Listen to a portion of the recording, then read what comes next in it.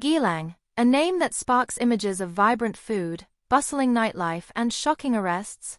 Just days ago, a police raid at a food court on Lorong 23 sent shockwaves through Singapore. What unfolded wasn't just a crackdown on illegal gambling, it also exposed a vice operation involving sexual services right at a seemingly ordinary food court.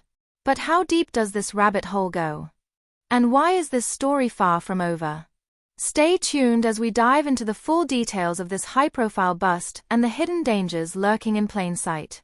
This is 2230, bringing you the latest stories that matter. If you're tuning in, don't forget to like, comment, and subscribe for more hard-hitting stories from Singapore and beyond. Let's get into it.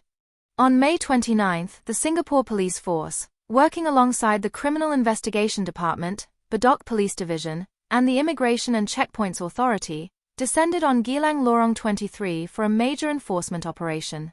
Their target? A food court that was allegedly being used as a front for vice activities and illegal lotteries. The scale of this bust is staggering: 44 individuals arrested, ranging from 25 to 63 years old. Of these, 42 were nabbed for suspected offences under the Women's Charter 1961.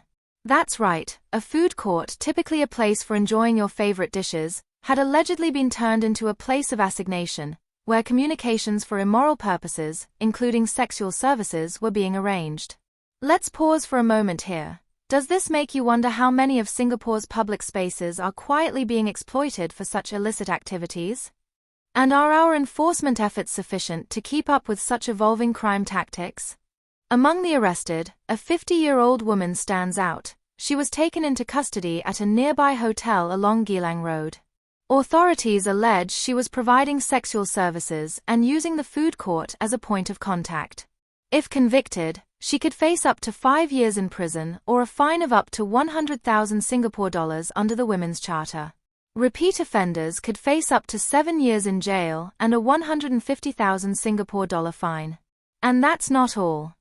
A 49-year-old woman was also arrested for allegedly running unlawful lotteries at the same food court. The police seized betting paraphernalia during the raid.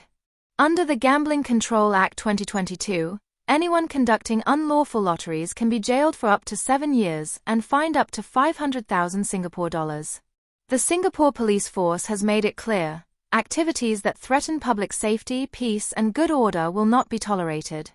In a statement, they emphasize their commitment to working with other agencies to crack down on such illegal operations and warned that those involved would face stern consequences. But here's the real question: how do we balance the vibrant open spaces of Singapore with the need for safety and law enforcement? Are current laws and community efforts enough to prevent such crimes from slipping under the radar? Drop your thoughts in the comments. Should Singapore increase surveillance in public spaces like food courts? Or are there better ways to tackle vice activities without compromising public access? And have you ever noticed suspicious activities in places you least expected? Don't forget to like, share, and subscribe to 2230 for more in-depth stories. Stay safe, Singapore. Until next time.